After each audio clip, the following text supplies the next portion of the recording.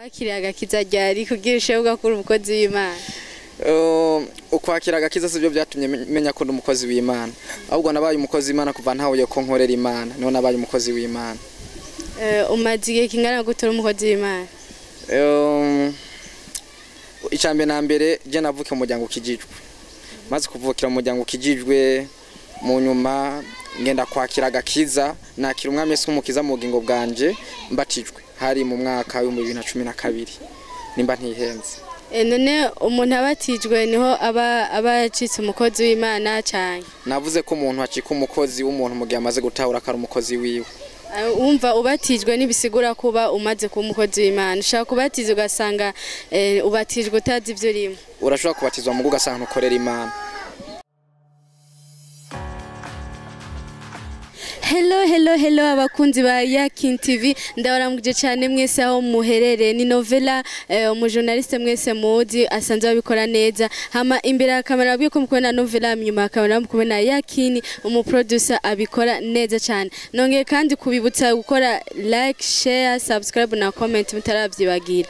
Okay hama kuri no musinategwa ikiganiro kiryoshe cyane aho ndi kumwe n'umutumire mwese ndaza bamaze kumubona muratanguye kuyumvira wawe tuzari mutumire mwiza cyane dusanzwe dukunda abikora neza cyane azwi nk'umustar w'indirimbo za gospel. Turabakiriye cyane mutumire wacu widondora abakunzi ba Yakin TV. Turabaramukije gose nitwa Vyizigiro bazi ku zina ry'Umuheburayo ndirimba gospel and umurundi.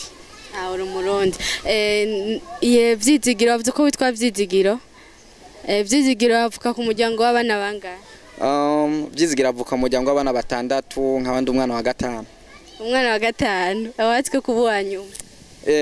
No wanyuma yabonetse ni jenenzi ko ndumuhererezi ndo wanyuma narababaye.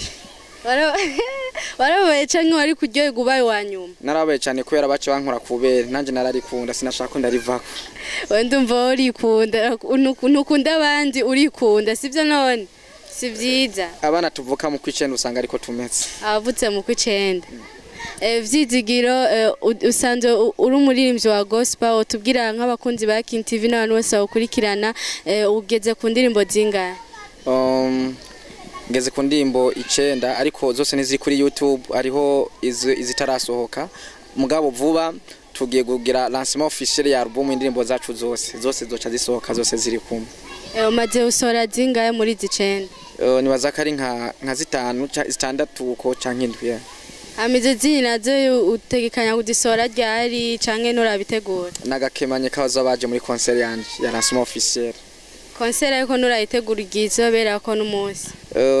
Byose birahari mugabo ntiharaga ko tubishira ku mbuga kugira abantu babimenya ariko mu nyuma tuzotangwa kubipiblia abantu bazotangwa kwibona namwe tuzobabwira kandi mudufashe no gutanga invitation gushika kugira tuzohure turi benshi cyane kuri uwo munsi. Nta kibazo. Hanyuma Vyizigiro asanzwe akora iki mu buzima busanzwe uretse ivyo bya muziki? Vyizigiro n'umuntu yiyungunganya. Bisigura? Bisigura ko ndiyungunganya mu buzima bwanje. Ariko ni wasiguye neza. Birakwiye. Uyungunganya gute basi uri kuratubwira mu camake? Gusa nibaza ko très important nuko Vyizigiro ari umuririmbyi wa gospel ndo umukozi w'Imana hanyuma ibindi navyo tubona ikiganza c'Imana muri buri kintu cyose. Nyene uvuze umukozi w'Imana kuko nibesha bakunda bavuga ngo ni umukozi w'Imana ariko ugasanga uko bavyitwaramo ntibikwiye. Uvuze umukozi w'Imana wo bushatse kuvuga ikintu kuko abantu bakunda bavuga ko ari abakozi b'Imana n'abaririmbyi n'abakozi b'Imana.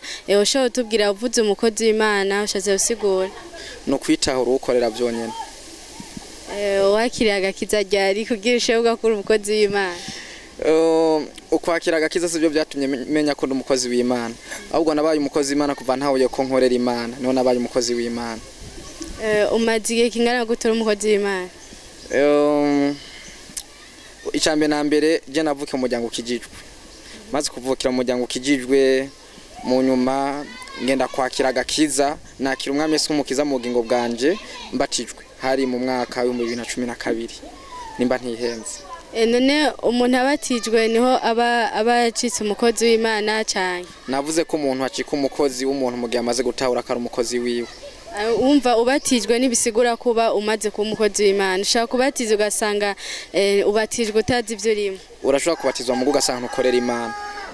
Kuri wewe umubatizo woba usiguriye? Umubatizo kuri je no kuvuka ubwa kabiri. Kuvuka ubwa kabiri. Kupfana na Kristo ukazuranwa nawe. Niko bisigura. Nko ku bantu badakijijwe babwiye kuvuka ubwa kabiri cyabumvira ko ari gusubira mu ndazama za mama wabo bakavuka irya kabiri. Wowe ushatse kuvuga kuvuka irya kabiri ubushatse gusigura iki mu ncamake? Mu bisanzwe biragoye ko umwana mutoyi umuha amagufa kandi uzi ko umwana mutoyi muhera kubuye. Rero umuntu haba atarabitahura nuko amanza kwegera abakozi b'Imana bakamusigurira kwera ushobora kumubwira kubatizwa kwera kubatizwa cyo kintu ca mbere cyo guhera ko kugira umukristo ubumukizwa. Oya hariho izindi ntambwe do base zo guherako no kwegera abakozi b'Imana bakamuha ubuyi kwanza mu nyuma akabona kumushikana ku magufa. Mbega atakiri umukozi atagiye kwitura abakozi Imana cyangwa aje kuvugana n'abakozi Imana ashaka kuba umukristo?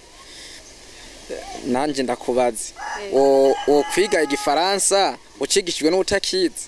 Ashaka ucigiye kucigira ku ma réseaux sociaux ariko ucigiye kubakizi. Rero nivyo bintu ushaka kumenya utabibwiwe n'ubizi. Okay.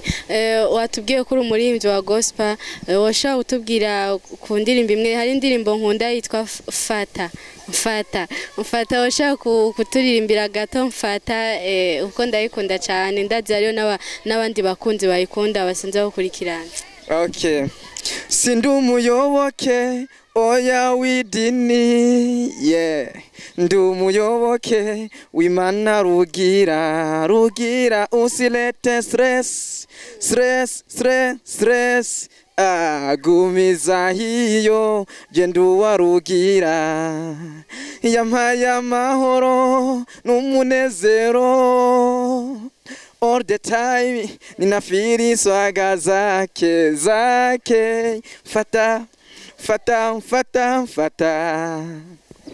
mfata hoya ntunde kure. Wow, indirimbo iraryoshye cyane ndayikunda nsanzwe nanje nkunda no kuyumviriza cyane. Ariko ku bakunzi bawe n'abafanzi bawe umaze kumva indirimbo Fata n'indirimbo zazosabye ko uko umaze gusohora ziri mu marizo sose ushaka utubwira ukeneye kuzumviriza ingene yo bigenze? Indirimbo zanje zose ziri kuri YouTube. Kiretse izo zitarasohoka ariko izimaze gusohoka zose ziri muri YouTube. YouTube honyene? Yego.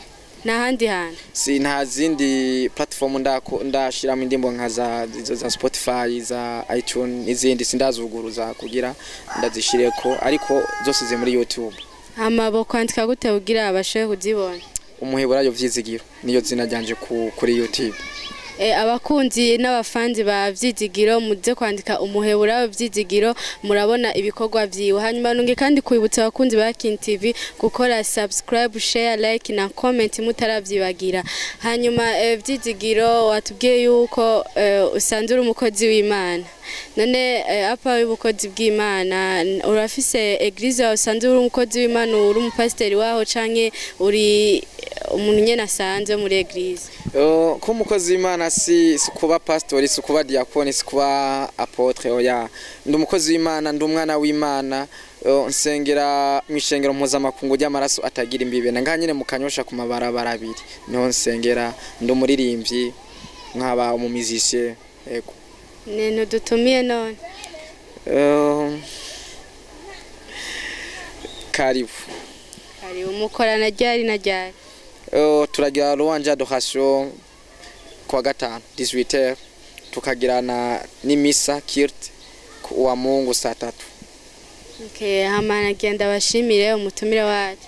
Murakoze cyane nanjye ndabashimiye. Nibaze kundi munsi nabatumye ko muzonyitaba. Cyane gose. Abakunzi ba TV ndabashime mwese mwakurikirana kino kiganiro ndabibutsa gukora subscribe, share, like na comment. Ciao bisous.